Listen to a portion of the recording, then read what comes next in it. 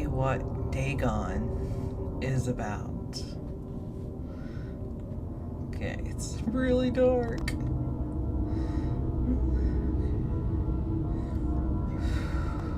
I am writing this under an appreciable mental strain, since by tonight I shall be no more.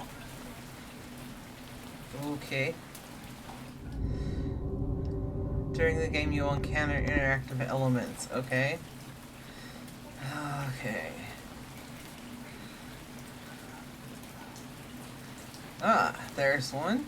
Penniless, and at the end of my supply of the drug which alone makes life endurable, I can bear the torture no longer, and shall cast myself from this garret window into the squalid street below.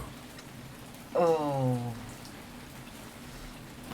Really? Do not think from my slavery to morphine that I am a weakling or a degenerate. That made me jump. When you have read these hastily scrawled pages, you may guess, though never fully realize, why it is that I must have forgetfulness or death. Okay. Okay. Okay, the inkwell. Oh. It was in one of the most open and least frequented parts of the broad Pacific. Oh, the so packet he's of gonna... which I was supercargo fell a victim to the German sea raider. He's gonna write his memoirs. Okay.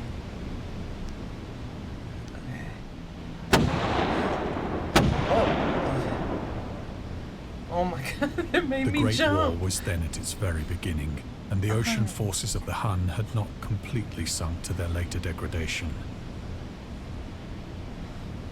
So that our vessel was made a legitimate prize, whilst we of her crew were treated with all the fairness and consideration due us as naval prisoners. Oh. Oh, there's our interactive... Oh, there's another one. Let's click this one. Wait, can I... So liberal, indeed, was the discipline of our captors, that 5 days after we were taken, I managed to escape alone, in a small boat, with water and provisions for a good length of time. Oh, I bet I can't go back and click the other thing.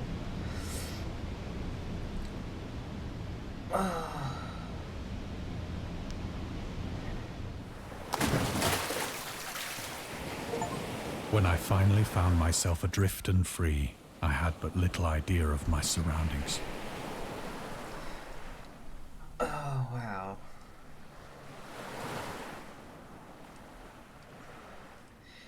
It's definitely got that creepy... Never a competent navigator, I could only guess vaguely by the sun and stars that I was somewhat south of the equator. Of the longitude, I knew nothing, and no island or coastline was in sight.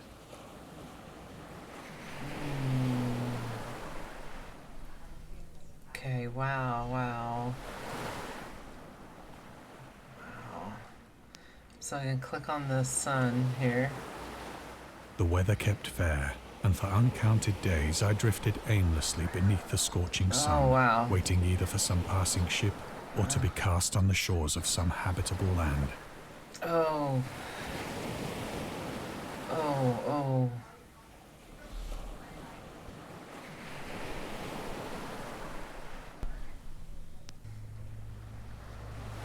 But neither ship nor land appeared, and I began to despair in my solitude upon the heaving vastness of unbroken blue.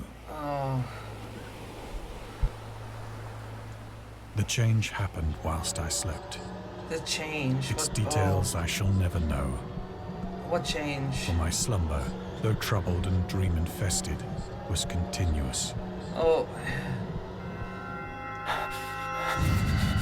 Oh.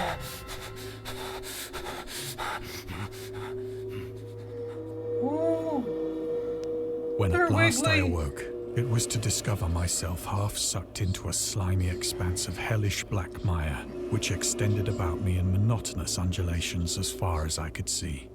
Oh. Oh, ew. And in which my boat lay grounded some distance away. Though one might well imagine that my first sensation would be of wonder at so prodigious and unexpected a transformation of scenery, I was in reality more horrified than astonished.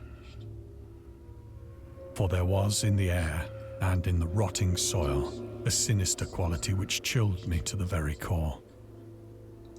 The region was putrid with the carcasses of decaying fish and of other, less describable things which I saw protruding from the nasty mud of the unending plain. Perhaps I should not hope to convey in mere words the unutterable hideousness that can dwell in absolute silence and barren immensity. There was nothing within hearing and nothing in sight save a vast reach of black slime. Yet the very completeness of the stillness and the homogeneity of the landscape oppressed me with a nauseating fear.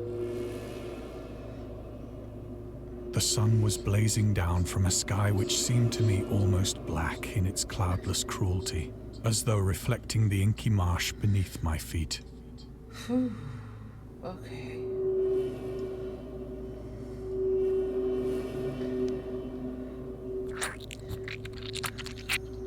Ooh, squelchy. Ew. As I crawled into the stranded boat, I realized that only one theory could explain my position. Through some unprecedented volcanic upheaval, a portion of the ocean floor must have been thrown to the surface, exposing regions for which innumerable millions of years had lain hidden under unfathomable watery depths.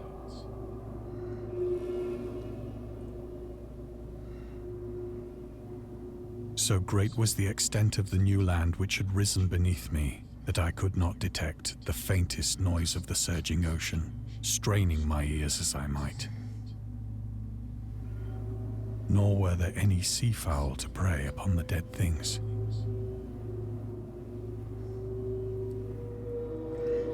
They don't look dead. They're still wiggly. They don't look dead at all. Oh, there's a dead one.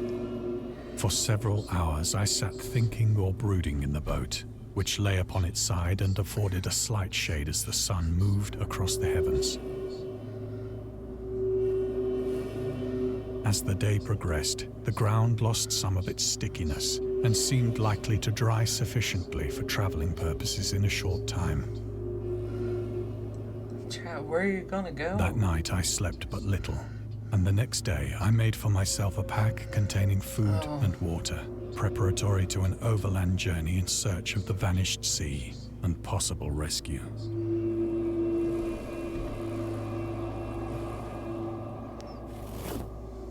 On the third morning, I found the soil dry enough to walk upon with ease. The odor of the fish was maddening, but I was too much concerned with graver things to mind so slight an evil, and set out boldly for an unknown goal.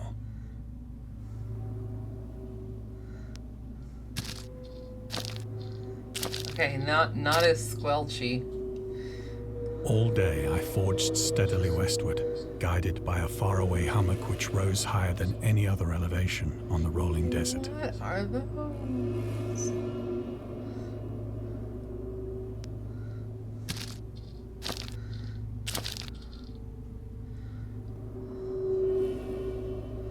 Oh.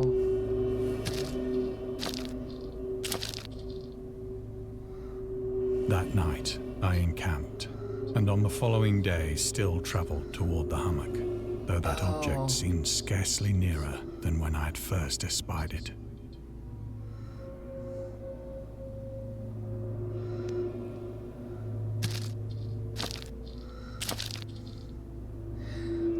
Oh, gosh. By the fourth evening, I attained the base of the mound, which turned out to be much higher than it had appeared from a distance. Yeah, just go.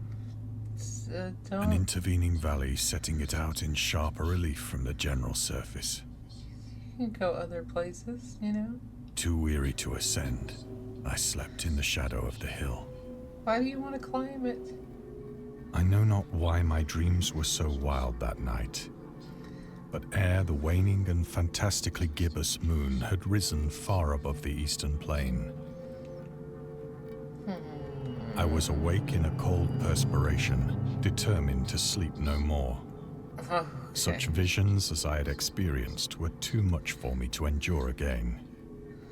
And in the glow of the moon, I saw how unwise I had been to travel by day.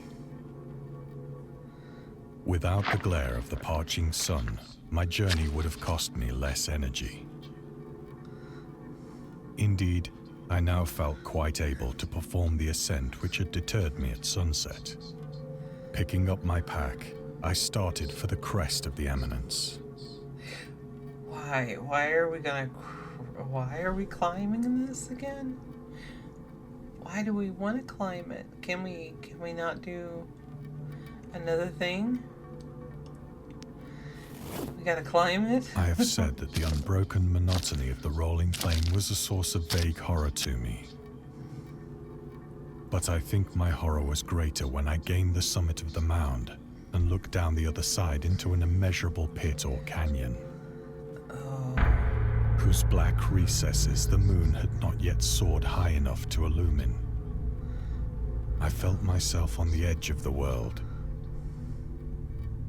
peering over the rim into a fathomless chaos of eternal night. Ooh. Through my terror ran curious reminiscences of Paradise Lost, and of Satan's hideous climb through the unfashioned realms of darkness. As the moon climbed higher in the sky, I began to see that the slopes of the valley were not quite so perpendicular as I had imagined. Ledges and outcroppings of rock afforded fairly easy footholds for a descent, whilst after a drop of only a few hundred feet, the declivity became very gradual.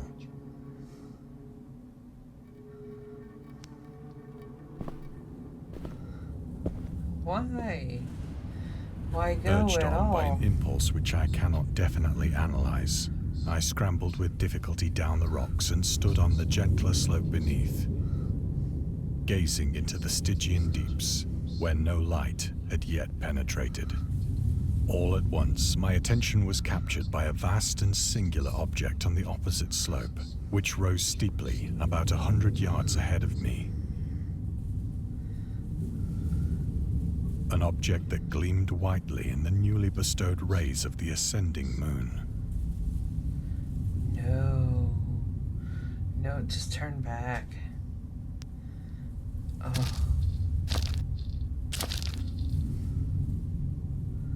That it was merely a gigantic piece of stone, I soon assured myself. But I was conscious of a distinct impression that its contour and position were not altogether the work of nature. No. A closer 'cause it's too scrutiny filled perfect. me with sensations I cannot express. Oh.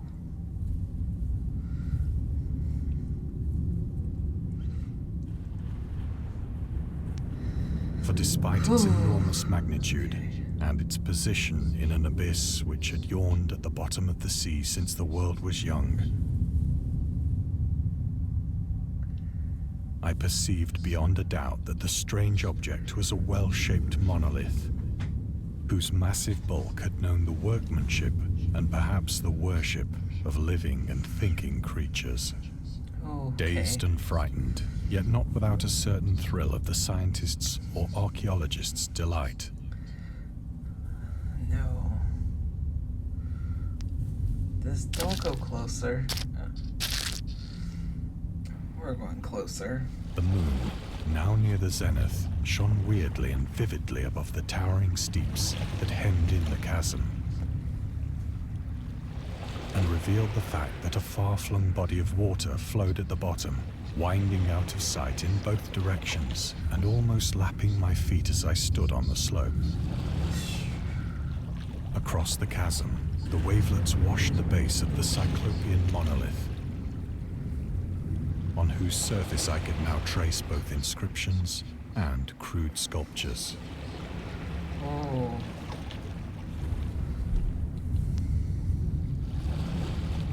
The writing was in a system of hieroglyphics unknown to me and unlike anything I'd ever seen in books. consisting for the most part of conventionalized aquatic symbols such as fishes, eels, octopi, crustaceans, mollusks, whales, and the like. There's that one in the middle that's not... Several characters obviously represented marine things which are unknown to the modern world. Yeah, what is that?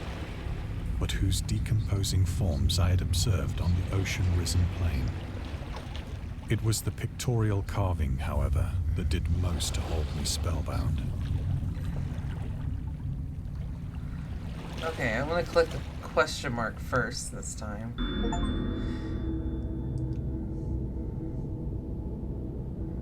Storytelling methods. Telling the story through carvings, mountains, journals. Okay, it's also considered origin. Okay, so this is just some background on like the storytelling method. Okay. Plainly visible across the intervening water, on account of their enormous size, were an array of bas-reliefs whose subjects would have excited the envy of a Doré. I think that these things were supposed to depict men, at least a certain sort of men. Though the creatures were shown disporting like fishes in the waters of some marine grotto, or paying homage at some monolithic shrine which appeared to be under the waves as well. Of their faces and forms I dare not speak in detail, for the mere remembrance makes me grow faint. Grotesque beyond the imagination of a Poe or a Bulwer. They were damnably human in general outline, despite webbed hands and feet, shockingly wide and flabby lips, glassy, bulging eyes, and other features less pleasant to recall. Curiously enough, they seem to have been chiseled badly out of proportion with their scenic background. For one of the creatures was shown in the act of killing a whale, represented as but little larger than himself. Oh. I remarked, as I say, their grotesqueness and strange size, but in a moment decided that they were merely the imaginary gods of some primitive fishing or seafaring tribe. Some tribe whose last descendant had perished eras before the first ancestor of the Piltdown or Neanderthal man was born. Oh, this is making my heart beat, like, fast. This is very Awestruck immersive. at this unexpected glimpse into a past beyond the conception of the most daring anthropologist, I stood musing whilst the moon cast queer reflections on the silent channel before me. Then, suddenly, I saw it. Saw what? With only What'd a you slight see? churning to mark its rise to the surface, the thing slid into view above the dark waters.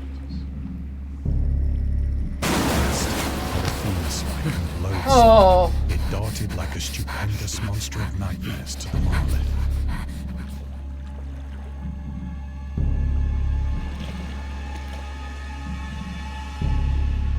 About which it flung its gigantic scaly arms, the while it bowed its hideous head and gave vent to certain measured sounds.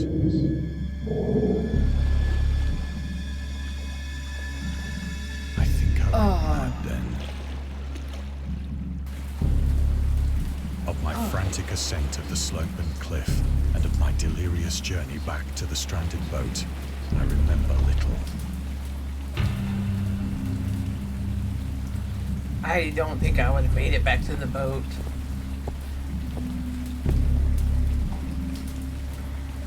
I believe I sang a great deal and laughed oddly when I was unable to sing.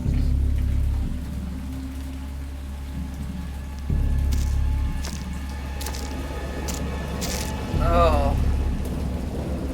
I have indistinct recollections of a great storm sometime after I reached the boat.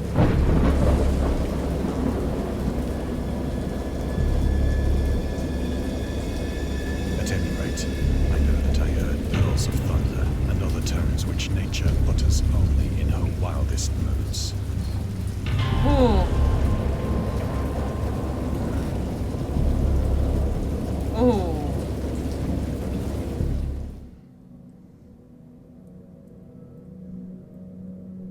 came out of the shadows, I was in a San Francisco hospital.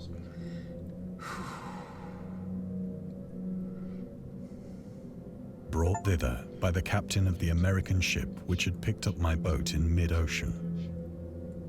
In my delirium, I had said much, but found that my words had been given scant attention. Of any land upheaval in the Pacific, my rescuers knew nothing. Nor did I deem it necessary to insist upon a thing which I knew they could not believe.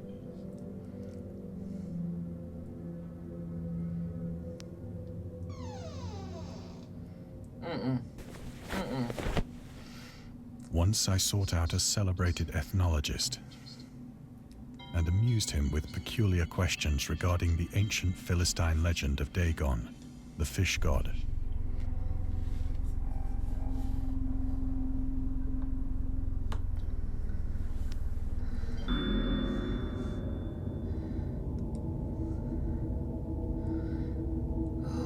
Dagon was the main deity of the Philippines, worshipped throughout the Middle East, the ancient god of fertility and crops.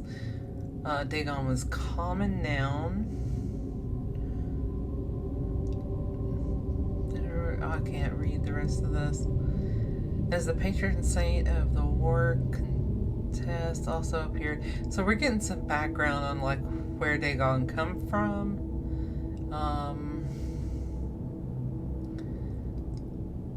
So in Lovecraftian, Dagon is an underwater deity ruling over the deep ones, a humanoid race with fish traits. Okay. So just some background to this immersive storytelling here.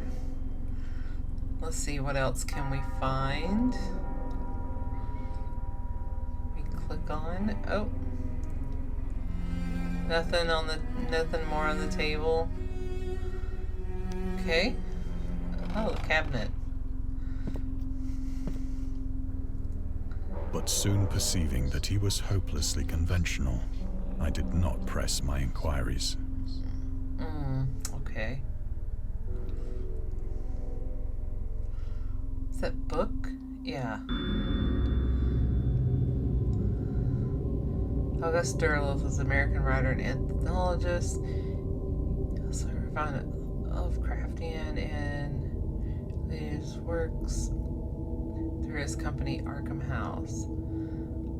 Oh, so this is some background on somebody that worked with Lovecraft. Okay, so we got some more background. So the question marks are all like little background knowledge.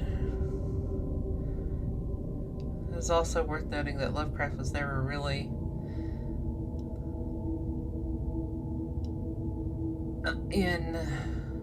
interested in creating a mythology, and the term Cthulhu mythos was coined by Arkham House. Alright.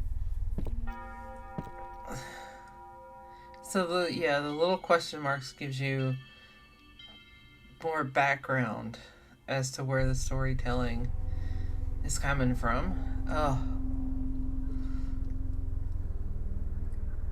Is there... Then we just walked over to the clock. There's nothing over here to click on. I don't see anything. Oh, okay. The door? I might have missed something at the clock. I don't know. It is at night, especially when the moon is gibbous and waning, that I see the thing.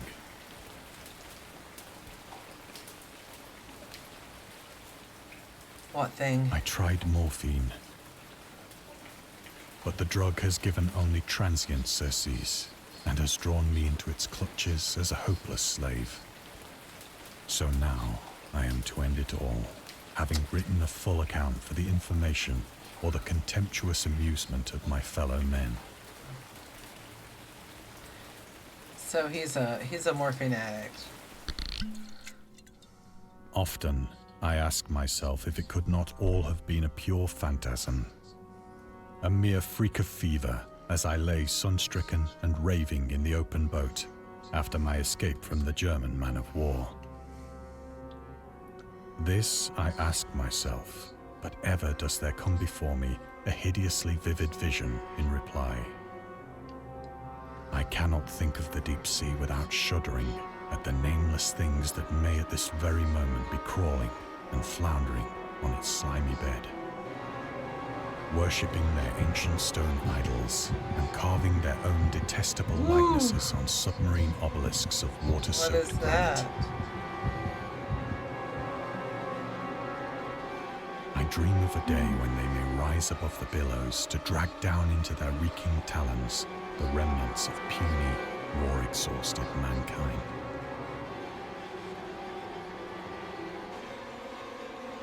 Of a day when the land shall sink and the dark ocean shall ascend amidst universal pandemonium.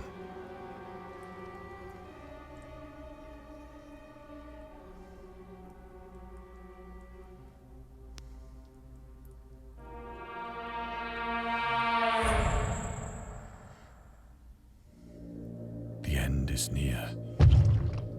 I hear a noise at the door, as of some immense slippery body lumbering against it. I think that's the morphine talking. It shall not find me.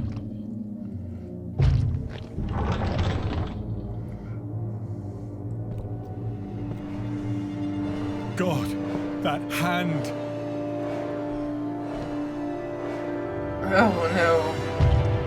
The window! The window!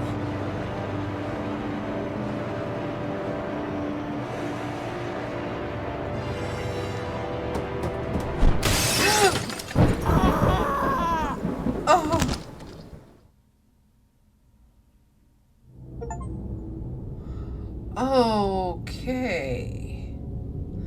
Well, that was a fun trip into some very immersive storytelling. There's so many times in that I jumped, but very good, very very good storytelling there. Oh wow, wow. So Dagon and the other storytelling, immersive storytelling games, available on Steam. Highly recommend. It really sucked me in. I was very interested.